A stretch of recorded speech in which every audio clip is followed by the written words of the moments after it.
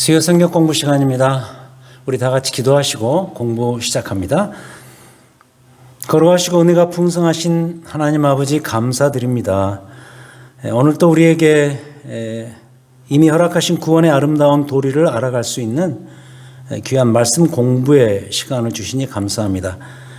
주의 성령께서 우리의 마음을 생각을 주장하셔서 또 말씀을 말씀으로 받게 하시고 특히 하나님께서 계시하시는 이 말씀을 통해서 하나님을 더 깊이 더 풍성히 알아갈 수 있는 그런 축복의 시간이 될 수 있도록 인도하여 주시옵소서. 주의 성령께서 우리의 지성과 마음을 주장하시고 인도하시옵소서. 시작부터 마지막까지 감동이 있게 하시고 무엇보다도 우리가 배워야 될 것을 확실히 배워서 하나님 앞에 우리의 인생을 세우는 데 있어서 필요한 공부가 될 수 있도록 역사하여 주시옵소서. 예수 그리스도의 이름으로 기도드립니다. 아멘. 자, 우리가 지난주에는 성경의 그 영감 이론들에 대해서 배웠습니다. 성경이 하나님의 말씀이다. 그러니까 그 말은 달리 말하면 이 성경이 하나님이 저자가 되시는 그러한 책이라는 뜻인데, 그렇다면 어떤 과정을 통해서 이게 하나님의 말씀이 되었을까? 하나님의 말씀이려면 이 책 안에 하나님의 그 생명의 숨결이 담겨져 있고 들어가 있고 새겨져야 되는데 어떤 과정을 통해서 그게 이루어졌을까? 이제 이것을 성경 본문들과 그리고 어떤 역사적인 통찰력을 통해서 이론화시킨 것이 바로 성경의 영감 이론입니다. 많은 이론들이 있었지만 그 중에서 우리 개혁주의 혹은 복음주의 입장에서는 이 두 가지를 취해야 된다라고 배웠습니다. 이 두 가지는 뭐냐면 첫 번째는 유기적 영감 이론, organic inspiration. 그러니까 하나님께서 이 성경을 기록하게 하실 때 그 저자들에게 그냥 그 딕테이션, 받아쓰기를 시켜서 기록해 하신 것이 아니고 기계적으로 그렇게 시키신 것이 아니고 유기적으로, 다시 말해서 그들의 삶의 형편들, 역사적 정황들, 그리고 심지어는 개인적인 배경과 교양과 문체 스타일까지 동원해서 그들에게 이 성경을 기록하게 하셨다. 유기적 영감 이론. 이걸 우리가 따라야 되고, 두 번째는 그럼에도 불구하고 완전 축자 영감 이론이다. 이건 성경의 영감 범위의 문제인데 Plenary Verbal Inspiration, 성경 각 구절마다 각 내용마다 각 문장마다 전체적으로 66권 전체가 하나님의 감동으로 지어진 그런 책이다. 그래서 이 두 가지 유기적 영감 이론과 완전 축자 영감 이론을 우리가 따라야 된다라고 배웠습니다. 자, 그렇다면 오늘은 이런 영감의 과정을 거쳐서 주어진 이 성경이 어떻게 구성되어 있는가, 이 구성을 배우고, 두 번째는 또 어떻게 지금의 성경이 우리의 손 안으로 역사적으로 들어오게 되었는가, 정경의 문제를 통해서 우리가 잠시 살피고, 그리고 마지막으로는 그렇다면 이 성경 안에는 어떠한 중요하고 객관적인 특징들이 있는가, 부인할 수 없는 객관적인 특징들이 있거든요. 이게 무엇인가를 살펴보도록 하겠습니다. 어쩌면 신학교에서 한 학기에 다뤄야 될 이 중대한 문제들을 이 짧은 시간에 압축해서 우리가 살펴보게 되었는데, 우리가 또 나름대로 압축해서 이 문제들을 우리가 생각을 해보도록 하죠. 자, 먼저 성경의 구성입니다. 아시다시피 성경은 전체가 66권의 책으로 구성되어 있습니다.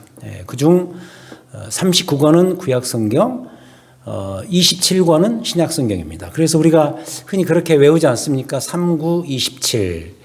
그래서 39권은 구약성경, 27권은 신약성경. 그래서 총 66권. 자, 하지만 우리가 지난주에 배운 대로 이 성경 자체가 여러 시대와 또 그 시대를 사는 다양한 사람들에 의해서 지어진 쓰인 책이기 때문에 그 내용도 다양할 수밖에 없어요. 그렇다면 그 다양성을 가장 잘 설명해 주는 길이 무엇일까? 그게 바로 이 2번에 표현되어 있는 이 장르라는 단어입니다. 이 장르별로 구분을 해보는 것이 우리에게 매우 유익합니다. 이 장르라는 말은 G-E-N-R-E, 장르라는 말은 그 글의 스타일입니다. 우리가 어떤 책을 가지고 있다면 그 책이 가지고 있는 장르가 있습니다. 예를 들어서 우리가 수필집을 읽으면은 그 책은 수필로 쓰여진 그런 책이겠죠.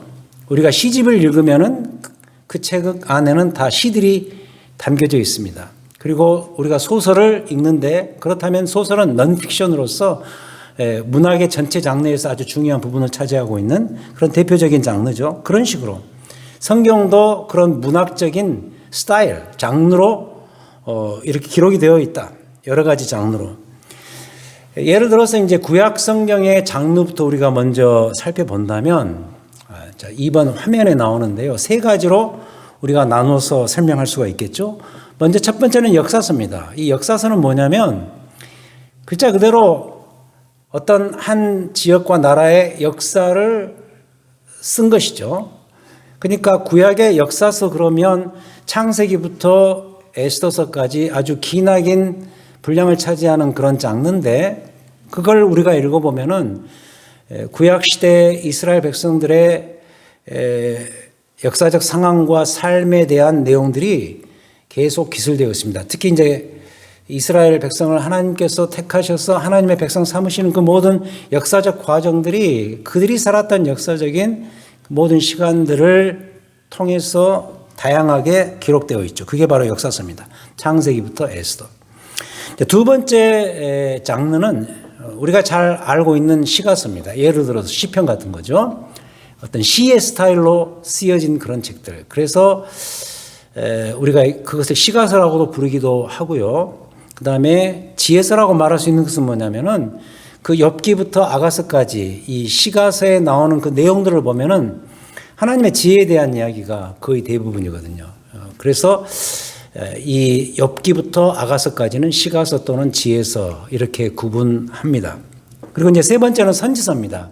이 선지서는 구약 성경에서 아주 독특한 장르인데 이사야 선지자부터 말라기 선지자까지 그 많은 선지자들을 통해서 특히 이스라엘 역사의 후반부에 이들이 등장해서 미래에 일어날 예언, 특히 구원 역사에서 앞으로 일어날 예언이 미래에 일어날 일들을 예언하는 그 내용들을 중심으로 해서 엮어놓은 책들 바로 선지서가 되겠습니다. 자, 하지만 이것은 지금 우리들 중심으로 구분한 방식이라고 한다면 실제 이 책의 주인공들인 유대인들은 이스라엘 백성들은 어떻게 이것을 구분할까? 구약 성경을 어떻게 구분하고 있을까? 그래서 히브리 성경식 구분법이 있습니다. 이건 이제 우리가 생각하는 아까 그 장르별 구분과 약간 다른 것인데 대표적으로 세 가지입니다. 율법서, 선지서, 성문서. 먼저 율법서를 보자면 우리가 잘 알고 있는 모세오경입니다. 창세기, 출애굽기, 민수기, 신명기. 창세기, 출애굽기, 레위기, 민수기, 신명기. 5권의 책이죠. 모세의 율법을 담고 있는 그러한 책, 모세오경, 율법서. 자, 이건 일종의 법전이 되겠죠. 그 다음 두 번째는 뭐냐면 선지서입니다. 이 선지서. 여기를 보면 좀 독특한데 앞에 우리는 선지서 그러면 장르별로 구분하면 이사야부터 말라기까지였는데 이 히브리 성경식 구분법은 이사야부터 말라기까지에 나오는 선지서들은 후선지서에 들어가고요. 특히 후기 선지서에 들어가고 앞에 그 전반기 선지서로 놀랍게도 여호수아부터 열왕기까지 우리가 장르별로 구분했을 때 역사서에 들어갈 만한 그런 내용들이 그들에게는 선지서가 됩니다. 거기에는 많은 신학적인 그 이유가 있습니다만 그건 다 설명드릴 수가 없고요. 아무튼 선지서에 포함되어 있는 책들이 여호수아부터 열왕기 그리고 이사야부터 말라기 그리고 이제 성문서가 아까 우리가 장르별 구분으로 했을 때 나오는 그 시가서를 포함해서 예를 들어서 시편, 욥기, 잠언, 전도서 이런 것들을 포함해서 여기에 보면은 룻기, 예레미야, 에가, 에스더, 다니엘, 에스라, 느헤미야, 역대기 여기까지가 성문서에 포함된다는 것이 매우 독특한 사실입니다. 자, 그렇다면 우리가 간략히 살펴보았는데 구약 성경만 가지고 우리가 좀 생각을 해보자면 그렇다면 이 두 가지 구분 방식을 적절히 잘 선택해서 구약 성경을 봐야 하겠는데 여기서 정말 우리가 중요한 질문을 하나 던져야 됩니다. 그것은 뭐냐면, 그렇다면 이걸로 과연 끝이란 말인가? 여러분, 구약 성경에 나오는 그 역사를 보면요, 아까 그 역사서만 놓고 보자면 아담부터 시작해서, 창세기 아담부터 시작해서 이스라엘의 포로 귀환의 장면, 그 모든 그 약 2000년간의 기간에 일어났던 일들을 역사적으로 다루는데, 그걸로 끝이 난다면, 다시 말해서 구약 성경의 그 스토리로 모든 것이 끝이 난다면 이걸로 다 된 것이란 말인가? 답은 당연히 아닙니다. 그럴 수 없습니다. 그래서 나온 것이 뭐냐? 바로 신약 성경입니다. 자, 이 신약 성경의 위치를 우리가 알기 위해서 몇 주 전에 우리가 배웠던 이 그림 기억나시죠? 이 그림을 다시 우리가 주목을 해야 되는데, 이 그림을 보시면은 여러분이 보시는 그 화면에 좌측에 에덴 동산 창세기 1장부터 3장까지의 스토리가 나오고, 오른편에는 그 새 예루살렘, 요한계시록 마지막 부분에 나오는 새 예루살렘이 등장합니다. 역사의, 이 성경 역사의 시작과 끝이 에덴에서 시작해서 예루살렘으로 끝이 납니다. 끝이 난다는 것은 사실 새 예루살렘으로 에덴이 다시 회복되는 그런 장면이겠죠. 창세기 3장에서 아담과 하와가 범죄해서 그 역사의 스토리가 이 지상의 영역으로 내려가게 되죠. 그 사이에 지상의 영역으로 내려가서 벌어진 그 하나님이 중심이 되어서 만들어간 구원의 역사의 스토리가 이 지상의 영역에서 일어나는 것이죠. 그걸 다루는 것이 성경이죠. 근데 그 중심에 십자가와 그리스도의 부활이 서 있습니다. 아주 우뚝 서 있습니다. 이 그림을 기억하신다면 역사의 중심에는, 구원 역사의 중심에는 예수 그리스도가 위치하고 있다. 그래서 다시 돌아가서 결국 신약 성경이 우리에게 필요한 이유는 뭐냐? 구약 성경의 스토리로 모든 것이 마감되지 않기 때문이에요. 신약 성경에 나오는 그리스도 중심으로 모든 것이 역사가, 구원 역사가 다시 해석돼야 되고 그것으로 결론 지어지고 판단이 내려져야 되기 때문에 우리에게 필요한 것이 신약 성경입니다. 여러분, 구약 성경 말라기로 가겠습니다. 앞에 성경을 다시 놓으시고요. 성경을 찾아봐야 됩니다. 말라기 4장, 구약 성경의 가장 마지막 책, 말라기 4장 4절부터 5절, 1331쪽 구약 성경 4장, 말라기 4장 4절 5절. 여기서 이런 예언을 하고 구약 성경이 마감됩니다. 4절, 너희는 내가 호렙에서 온 이스라엘을 위하여 내 종 모세에게 명령한 법을, 곧 율례와 법도를 기억하라 하면서 5절에서 아주 결정적인 예언을 하죠. 보라, 여호와의 크고 두려운 날이 이르기 전에 내가 선지자 엘리야를 너희에게 보낼 것이다. 결국 선지자 엘리야가 다시 오면서 그로 인해서 여기 표현된 것처럼 여호와의 크고 두려운 날이 도래할 것이다. 바로 그들의, 그리고 우리의 구원자 되시는 그리스도의 강림을 예언하는 그런 표현이 되겠죠. 그 전에 엘리야, 예를 들어서 신약 성경에 나오는 세례 요한, 그런 사람을 보내셔서 하나님께서 역사의 중심 되시는, 다시 돌아갑니다. 역사의 중심 되시는 예수 그리스도, 그 그리스도를 미리 여기에서 소개하고 있는 것이죠. 그래서 이게 이제 실제로 이루어진 것을 증거하는 대표적인 본문을 하나 우리가 다시 소개하는데, 전에 한번 우리가 살폈던 본문입니다. 누가복음으로 갑니다. 누가복음 24장. 자, 누가복음 24장. 누가복음 제일 마지막 부분인데, 신약성경 140쪽. 누가복음 24장 25절부터 27절. 누가복음 24장 25절부터 27절. 신약성경 140쪽. 예수님께서 엠마오로 가는 그 두 제자에게 이런 이야기를 하십니다. 25절, 이르시되 미련하고 선지자들이 말한 모든 것을 마음에 더디 믿는 자들이여. 26절, 그리스도가 이런 고난을 받고 자기의 영광에 들어가야 할 것이 아니냐 하시고, 27절이 아주 중요하죠. 이에 모세와 모든 선지자의 글로 시작하여, 모세와 모든 선지자의 글은 구약 성경입니다. 구약 성경을 통해서 모든 구약 성경에 쓴 바 자기에 관한 것을 자세히 설명하셨다. 결정적 구절이죠. 그러니까 구약의 39권의 모든 끝나지 않은, 내용이 끝나지 않는, 완결되지 않은 그 책의 모든 정점과 클라이막스가 바로 고난받고 영광에 들어가신 예수 그리스도 자신에 대한 이야기였다. 이걸 설명하신 거예요. 그러자 그들이 그 뒤에 보면 31절에서 눈이 밝아져서 그인 줄 알아보고, 성경을 풀어서 우리에게 설명해 주실 때 우리 속에서 마음이 뜨겁지 아니하더냐라는 그 고백을 이 두 제자들이 하게 되죠. 자, 그리고 이어지는 44절, 24장 44절. 또 이르시되 내가 너희와 함께 있을 때 너희에게 말한 바, 또 나와요. 곧 모세의 율법과 선지자의 글과 시편의 나를 가리켜 기록된 모든 것이, 여기서는 율법과 선지자의 글만이 아니라 시편까지, 다시 말해서 구약의 모든 내용에 나를 가리켜 기록된 모든 것이 이루어져야 하리라 한 말이 바로 이것이라. 더 결정적인 구절이죠. 그래서 구약 성경은 결국 미래에 등장하실 예수 그리스도를 위한 책이었다. 이렇게 결론을 내리게 되죠. 그래서 자, 화면을 보시기 바랍니다. 4번부터 7번까지 신약 성경의 그 내용에 대한 구분인데, 신약 성경은 그래서 한마디로 예수 그리스도의 강림에 대한 보고예요.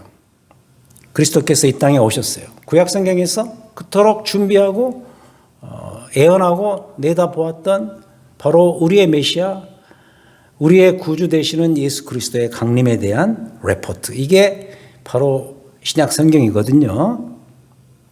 그 그리스도의 강림에 대한 레포트, 특히 사건으로 말하면 그분이 오셔서 이루신 십자가와 부활과 승천과 재림에 대한 해석과 보고에 대한 책이 바로 신약 성경 27권이에요. 어찌 보면 그 이상 그 이하도 아닙니다. 그래서 각 장르별로 신약 성경을 설명하자면 복음서는 어떤 역할을 하는가, 예수 그리스도의 강림과 그분의 이 땅에 오셔서 하셨던 사역과 그리고 그분이 이루신 구원 역사의 성취에 대한 레포트, 가장 기초적인 이니셜 레포트가 되겠죠. 기초적인 레포트, 보고가 바로 복음서. 그럼 그 다음에 이어지는 사도행전은 뭐냐? 이미 오신 그리스도의 강림에 대한 교회적 해석이죠.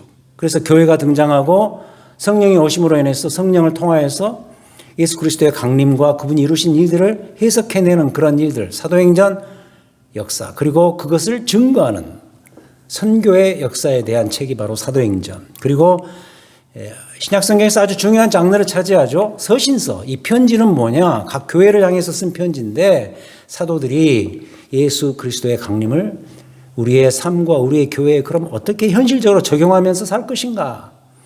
적용에 대한 책이고, 그리고 마지막 요한계시록은 그리스도의 다시 오실 재림과 그리고 그 뒤에 이루어질 세상의 종말에 대한 예언을 하고 있는 책이다. 아주 간단하죠. 이 복음서, 사도행전, 서신서, 계시록 장르로 나눠서 설명하지만 결국은 그 중심에 예수 그리스도의 땅에 오심, 그분이 이루신 일들, 그분이 이루신 하나님의 나라의 성취, 구원의 역사의 성취, 이런 것들에 대한 레포트, 해석, 그리고 거기에서 일어난 일들에 대한 증언의 역사, 그리고 이제 우리가 정말 중요시 여겨야 될 주제는 바로 그로 인해서 탄생된 교회에 대한 이야기인 것이죠. 그래서 첫 번째 주제인 성경의 구성 문제에 있어서 우리가 깨달아야 될 결론은 바로 이겁니다. 구약 성경은 미래에 등장할 예수 그리스도를 준비하는 책이었고요.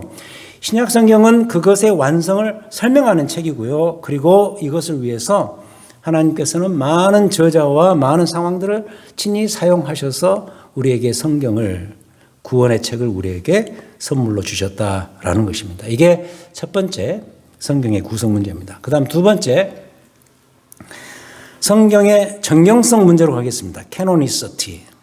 무슨 이야기냐면 지금의 이 성경이 우리 손에 어떤 과정을 통해서 들어오게 되었을까라는 문제.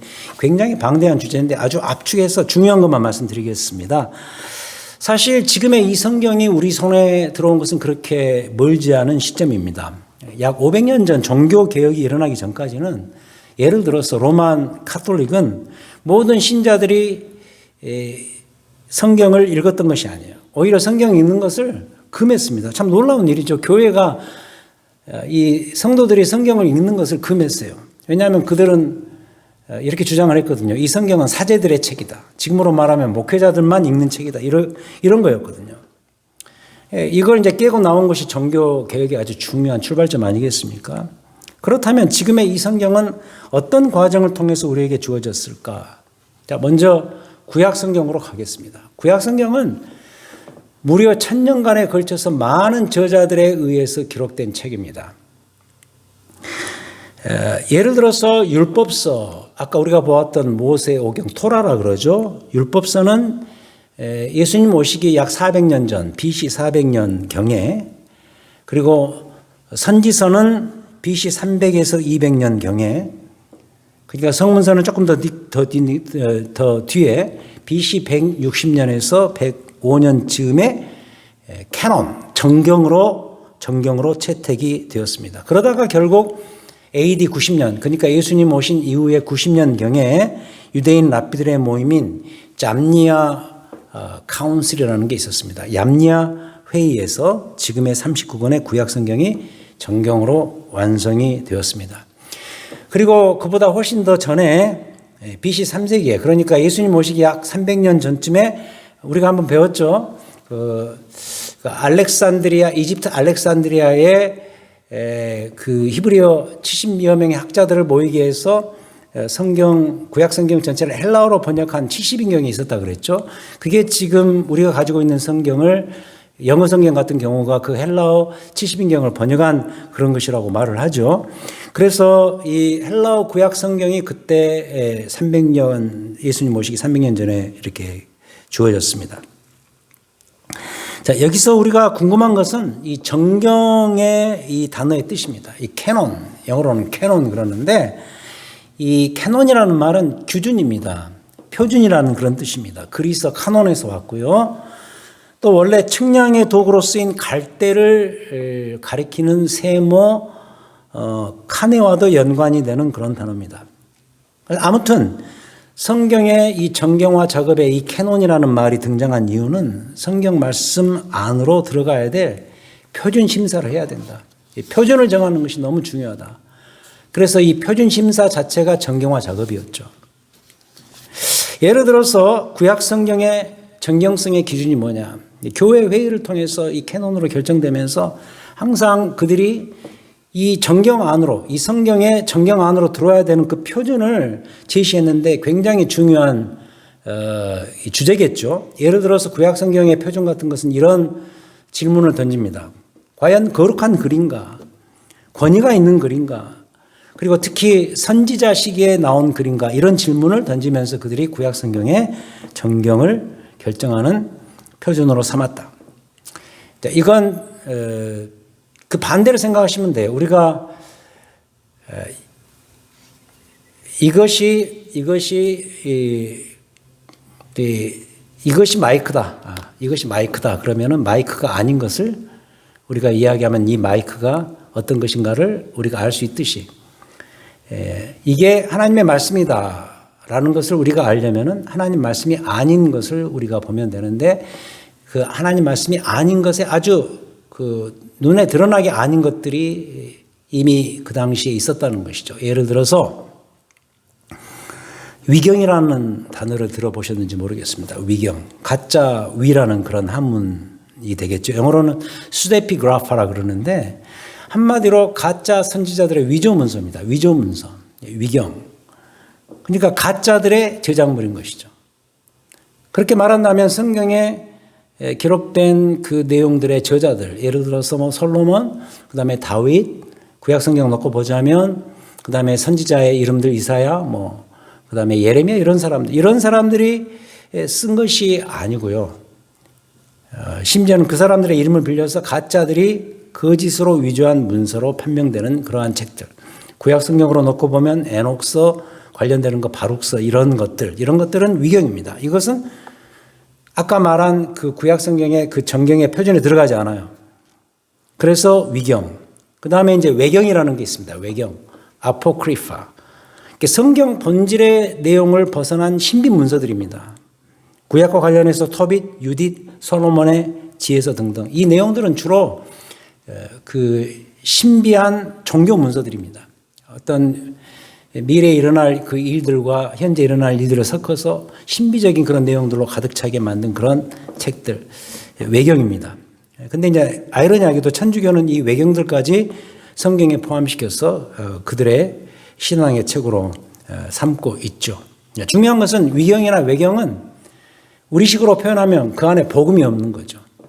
특히 신약 성경에 드러난 예수 그리스도의 그 진정성 있는 복음이 사라진 것이죠. 구약 성경을 놓고 보자면 이런 외경과 위경들은 예수 그리스도의 미래의 출현을 지향하는 그런 내용들이 부족한 거죠. 아예 없다든지. 그냥 종교적인 스토리, 그리고 그게 분명하지 않은 그런 내용들로 차 있는 것이죠. 위경과 외경. 자, 이게 이제 구약 성경의 정경화 과정의 아주 간단한 설명이라고 한다면, 그 다음 신약 성경으로 가자면 이게 이제 우리에게 사실 더 중요하겠죠. 신약 성경의 정경성의 기준은 아까 그 구약 성경의 정경과 관련해서 그 표준을 던졌던 그 질문들과 좀 비슷한데 정말 중요한 질문입니다. 신약 성경의 정경성 기준은 뭐냐면 대표적으로 복음에 충실한가, 복음의 본질에 충실한가. 그러기 위해서 가장 핵심적인 주인공 되시는 그리스도를 과연 그 책이 증거하는가. 그리고 빼놓을 수 없는 또 하나의 질문인데 사도적 권위를 가지고 있는가, 이런 것 등등입니다. 신약시대의 위경을 보면 알 수 있습니다. 솔로몬의 시편, 모세 승천기 이런 것들이 위경이고, 다시 말해서 가짜 문서들이고, 외경 아마 들어보셨을 거예요. 도마복음 이런 책들, 안드레 행전 이런 것들. 자, 이런 것들은 신약 성경에서 정경화 작업에서 던졌던 그 중요한 질문에서 벗어난 것들, 복음의 본질에 충실하지 않고 그리스도를 증거하지 않고 사도적 권위를 갖고 있지 않는 그런 것들. 자, 이런 것들이 신약 성경 정경화 과정에서 드러났던 제일 중요한 질문들이고, 그리고 교회 수많은 역사 회의를 거쳐서 심지어는 종교개혁이 일어나는 그 시점까지 이 문제들이 계속되어서 결국 지금 우리의 손에 27권의 복음에 충실하고 그리스도의 증거가 있고, 그리고 사도적 권위가 있는 그 27권이 우리 손에 주어지게 된 것입니다. 가장 중요한 마지막 이야기를 이 2번과 관련해서 하겠습니다. 정경화 과정이 필요할 수밖에 없는 이유들에 대한 설명입니다. 세 가지인데, 첫 번째, 가짜들의 지속적 출현입니다. 가짜들이 자꾸 많이 나오기 시작하니까 진짜를 스스로 드러낼 수밖에 없는 것이죠. 여러분, 가짜들이 많아지면요, 진짜는 진짜로 드러날 수밖에 없어요. 그 아이러니한 거죠. 가짜들이 많아지니까 진짜가 숨는 것이 아니라 가짜들이 많아지니까 진짜가 더 드러나는 것이죠. 그 진짜를 묻는 그 질문이 아까 그거였죠. 복음의 본질에 충실한가? 그리스도를 증거하는가? 사도적인 권위를 가지고 있는가? 이런 거죠.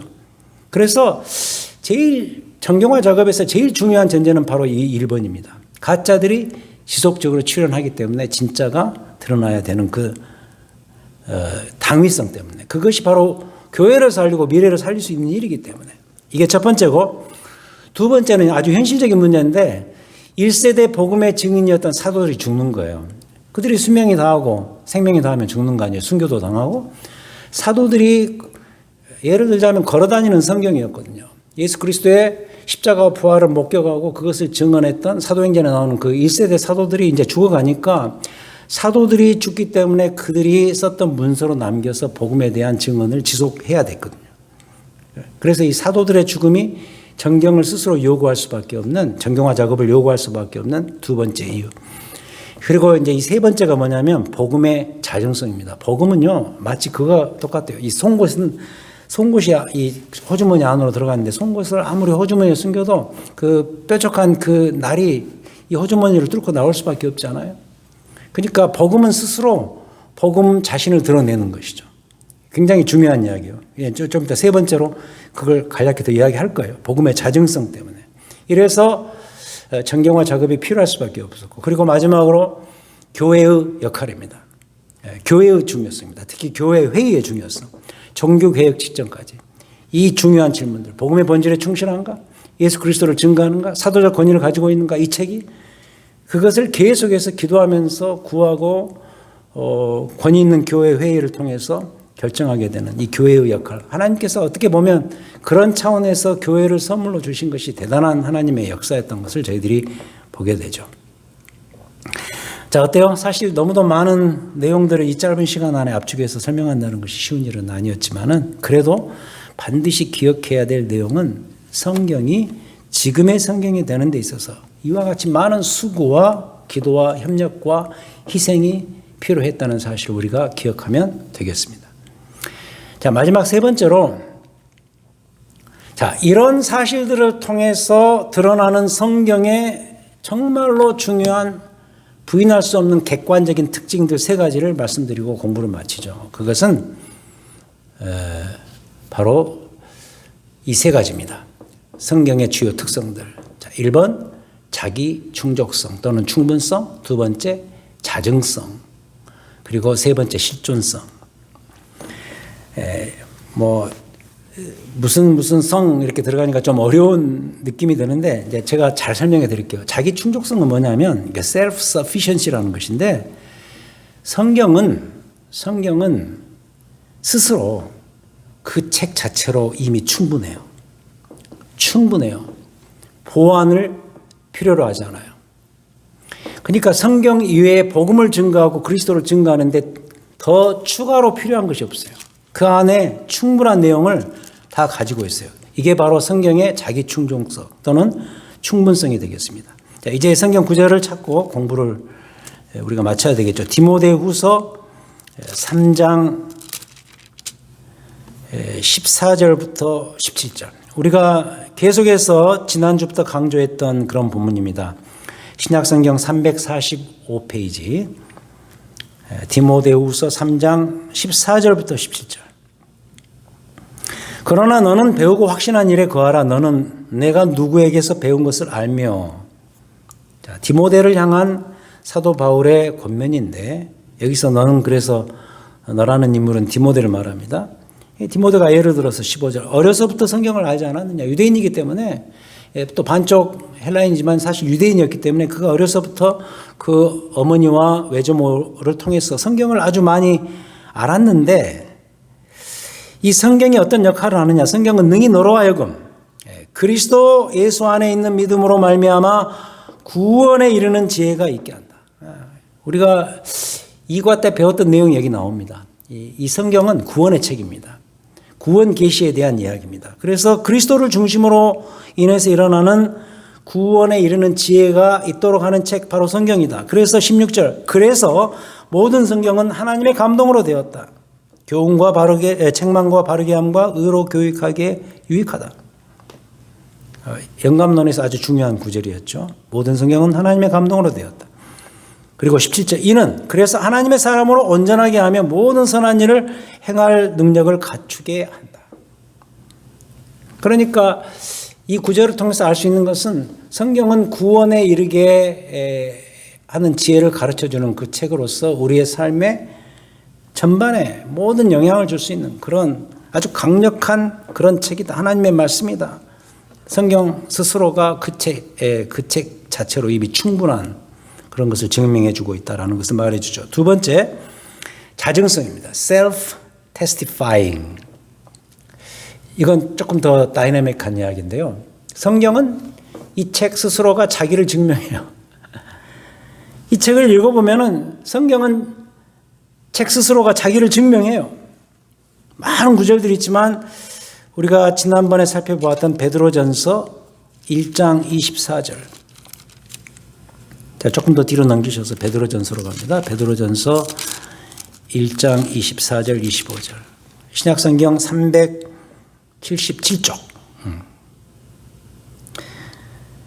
그러므로 모든 육체는 풀과 같고 그 모든 영광은 풀의 꽃과 같으니 풀은 마르고 꽃은 떨어지지만 이사야 말씀을 인용하죠. 오직 주의 말씀은 세세토록 있도다 하였으니.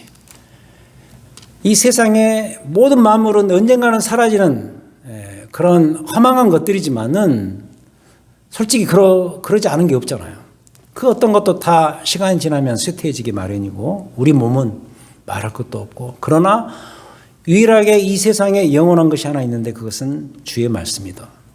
여기까지는 이사야서인데 그 다음 보세요. 너희에게 전한 복음이 곧 이 말씀이니라. 그러면서 사도 베드로가 점을 딱 찍어버리는데 바로 너희에게 전한 복음, 이 복음의 주인공은 예수 그리스도 아니에요. 그리스도의 십자가 부활 아니에요.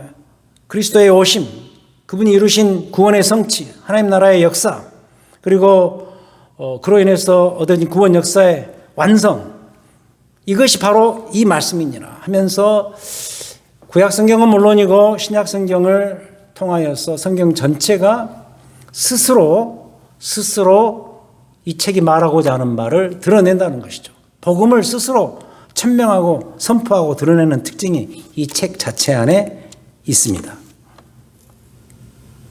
성경은 스스로 충분하고, 두 번째 스스로 자기를 증명하고, 마지막 세 번째 실존성, existential power.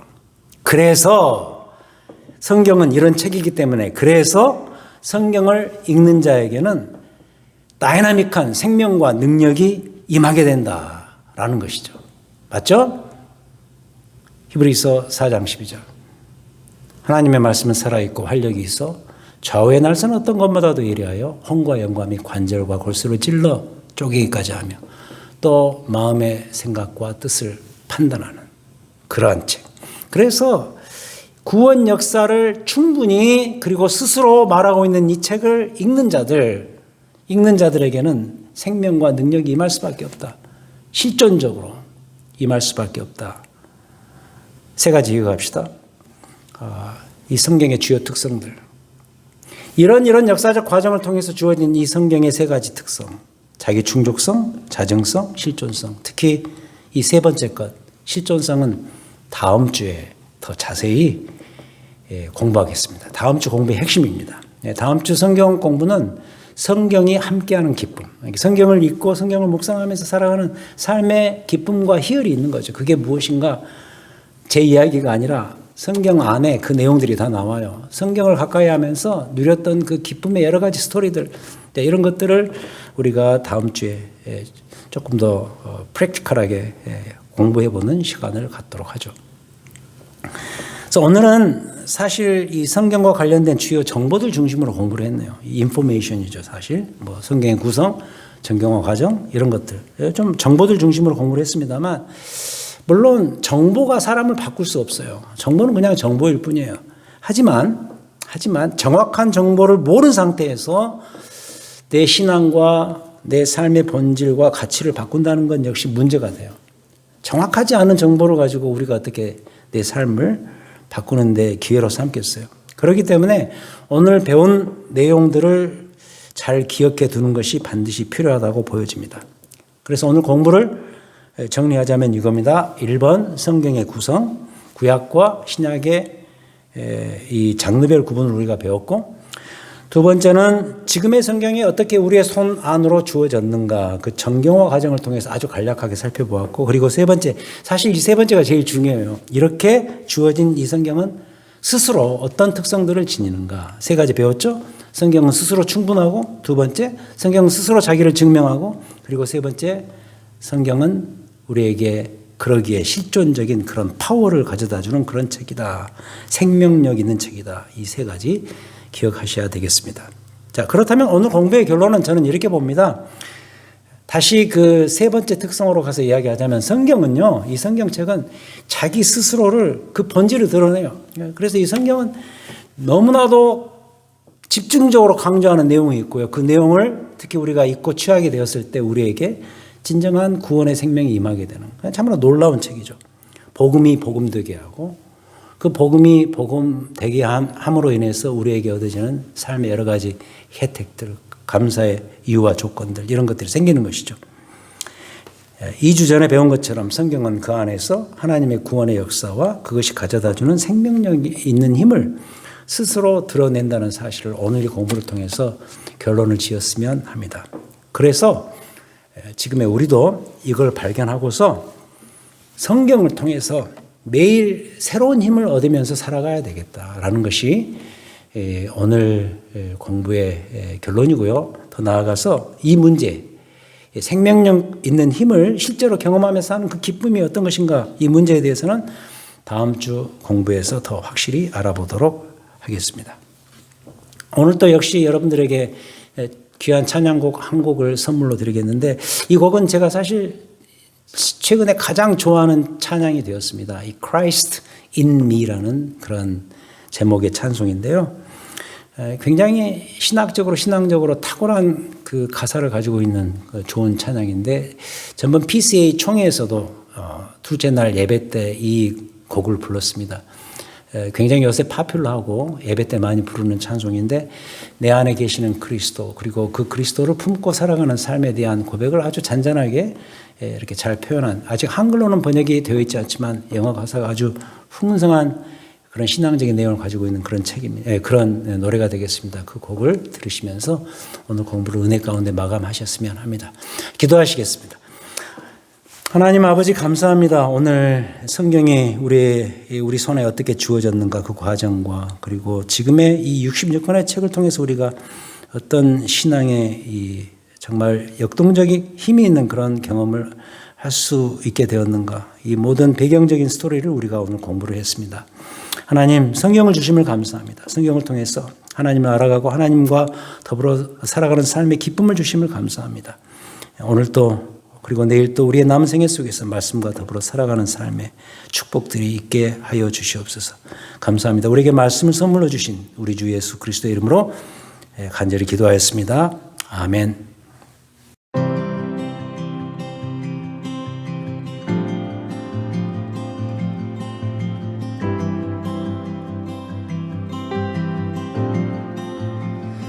What gift of grace is Jesus my Redeemer? There is no more for heaven now to give. He is my joy, my righteousness and freedom, my steadfast love, my deep and boundless peace. To this I hold, my hope is only Jesus.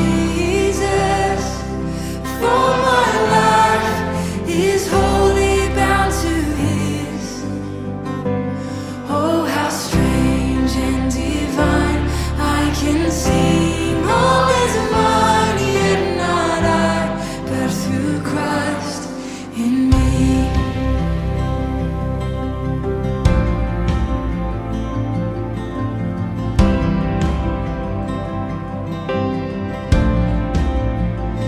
The night is dark, but I am not forsaken. For by my side the Savior